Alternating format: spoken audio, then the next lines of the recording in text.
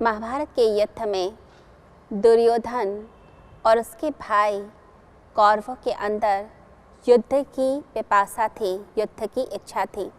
वो युद्ध करना चाहते थे। उनके मन में यह था कि सारा राज्य, सारा वैभव, सारा धन हम ही भोग लें। वो जो इच्छा थी भोग की, वो इच्छा थी चीज़ों को प्राप्त करने की, वो इतनी ज़्यादा प्रबल थी कि उनके मन में था कि बस कैसे भी करके वो सब चीज़ें, समस्त वस्तुएं उनके ही अधिकार क्षेत्र में आ जाएं, सब कुछ वही प्राप्त कर लें। ऐसी मन में गहन इच्छा दुर्योधन और उसके भाइयों के अंदर थी। जब कोई इच्छा हमारे अंदर बहुत ही गहराई से उत्पन्न होती है तो व्यक्ति उस इच्छा को पूरा करने के लिए बाध्य हो जाता है, यानी मजबूर हो जाता है कि इस इच्छा को तो मुझे पूरा करना ही करना है। फिर कोई भी व्यक्ति उस राह में आता है, उस इच्छा की राह में आता है तो वह उसको भस्म कर देना चाहता है। आपके अंदर भी कभी ना कभी कोई ऐसी इच्छा उठती होगी कि मुझे धन कमाना है, या मुझे यश चाहिए, या घर में कोई इच्छा आई कि आज तो मुझे इस तरह का भोजन चाहिए। आप जिस तरह का भोजन चाहते हैं, जिस तरह का धन चाहते हैं, जिस तरह का पद चाहते हैं, अगर उस इच्छा की राह में कोई व्यक्ति बाधा बन जाता है, कोई व्यक्ति रोड़ा बन जाता है तो बड़ा ही क्रोध आता है। लगता है इसे तो समाप्त कर दो, ये कैसे मेरे बीच में आ गया, ये कैसे मेरी इच्छा को समाप्त कर देना चाहता है। तो व्यक्ति पसंद नहीं करता उन लोगों को जो बाधक बन जाते हैं। तो यहाँ दुर्योधन के मन में भी यही बात है कि मुझे राज्य भोगना है, मेरे पिता राजा हैं, इसका अधिकारी मैं हूँ, तो मेरी राह में कैसे पांडव बीच में आ गए। युधिष्ठिर बड़ा है, राज्य पर अधिकार उसका है, परंतु दुर्योधन उसका अधिकार मानने को तैयार नहीं है। वो कहता है कि मेरे पिता की संपदा है तो अधिकार मेरा है, मैं इसको प्राप्त करूँगा, मैं इसको भोगूंगा। तो वो जो उसकी पर्सनल विल है, जो उसकी अपनी इच्छा शक्ति है, वह इच्छा शक्ति, पर्सनल विल, वो उसको प्रोपेल करती है, वो उसको पुश करती है कि वह युद्ध की तरफ बढ़े, क्योंकि बिना लड़े तो चीज़ मिलेगी ही नहीं। क्योंकि पांडव भी जो है शक्तिहीन नहीं है, कमज़ोर नहीं है, उनके अंदर भी शक्ति है, वो बलवान है, वह विद्वान है, बुद्धिमान है। तो कैसे उनको हराया जा सकता है। तो युद्ध के अलावा कोई विकल्प उसको दिखता नहीं है।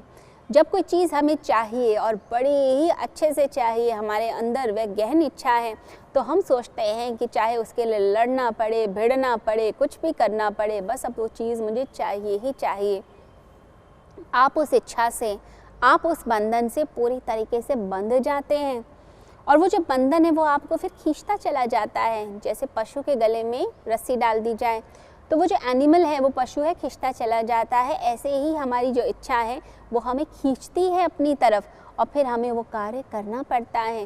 वो कार्य नहीं करेंगे तो फिर बड़ी मुश्किल लग जाती है। इधर पांडवों की तरफ अगर देखें तो युद्ध जो है उनके ऊपर ज़बरदस्ती थोपा गया है, आरोपित कर दिया गया है। वो युद्ध लड़ना नहीं चाहते, वो तो शांति चाहते थे कि हमारा साम्राज्य है, हमारा साम्राज्य हमें वापस कर दो।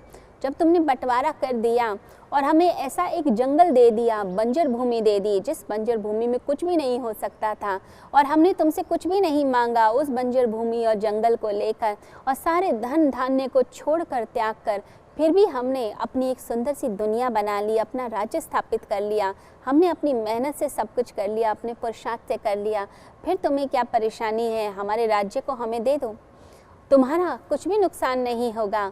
शर्त हमने पूरी कर दी, 12 साल का वनवास, 1 साल का अज्ञातवास पूर्ण कर दिया, फिर भी धूर्तता बरत रहे हो, फिर भी धोखा दे रहे हो। हम शांति चाहते हैं, हमारा राज्य दे दो। अब श्री कृष्ण ने उसके बाद पांडवों की तरफ से दुर्योधन को कहा कि 5 गांव ही दे दो अगर राज्य नहीं देते हो। परंतु दुर्योधन कहता है सुई की नोक के बराबर भी नहीं दूंगा। यह है ऐसे व्यक्ति की इच्छा जो आसुरी प्रवृत्ति का है। आसुरी प्रवृत्ति के लोग जो होते हैं वो अपनी इच्छा के अनुरूप चलना चाहते हैं, वो दूसरे का भला नहीं देखते, वो दूसरे का भी छीन के खा जाना चाहते हैं। तो यहाँ दुर्योधन जो है आसुरी प्रवृत्ति का है। अगर पांडवों की तरफ देखा जाए वो शांति चाहते हैं, और चाहते हैं कि परिवार में प्रेम बना रहे, सारा परिवार जुड़ा रहे। भगवान श्री कृष्ण से भी निवेदन करते हैं, परंतु कृष्ण भी गए, श्री कृष्ण जाते हैं संधि प्रस्ताव लेकर, लेकिन उनके संधि प्रस्ताव को भी दुर्योधन जो है पूरी तरह से नकार देता है। अब युद्ध जब सामने आ गया है तो पांडव कहते हैं कि परमात्मा अब तुम्हारी जैसी इच्छा। श्री कृष्ण के शरणागत हो जाते हैं, श्री कृष्ण की शरण जाते हैं और कहते हैं श्री हरि से कि अब जब सामने चीज़ आ ही गई है, जब ईश्वर की यही इच्छा है तो इसी इच्छा को अब हम पूर्ण करेंगे। अब चुनौती आ गई है, इसे पूर्ण करेंगे। तो एक तरफ आसुरी प्रवृत्ति कहती है कि जो मेरी पर्सनल विल है, मेरी जो इच्छा शक्ति है, उसको पूरा किया जाए। इधर जो दैविक शक्तियाँ हैं वो कहती हैं कि जो भगवान की इच्छा है उसे पूर्ण किया जाए। मैंने कर्म करके देख लिया, मैंने पूरी तरह से शांति की स्थापना करने के लिए पूरे प्रयास करके देख लिए, लेकिन वो प्रयास सफल नहीं हो पाए। अब जब जो परमात्मा की इच्छा जो वो दिखाए, जैसी परिस्थिति सामने लेकर आ जाए, हमें हर चीज़ स्वीकार है, राज़ी हैं हम उसी में जिसमें तेरी रज़ा है। हम हर तरह से राज़ी हैं, हम हर तरीके से प्रस्तुत हैं, हम हर तरीके से स्वीकार करते हैं। प्रभु जैसी तुम इच्छा लाते हो सामने, जैसी परिस्थिति तुम सामने लाते हो, हम तुम्हारी इच्छा समझकर उसको पूरी तरीके से स्वीकार करने को तैयार हैं। तो यहाँ पांडव जो हैं, जो डिवाइन विल है यानी कि परमात्मा की जो इच्छा है, उसे स्वीकार करने के लिए तत्पर हो जाते हैं।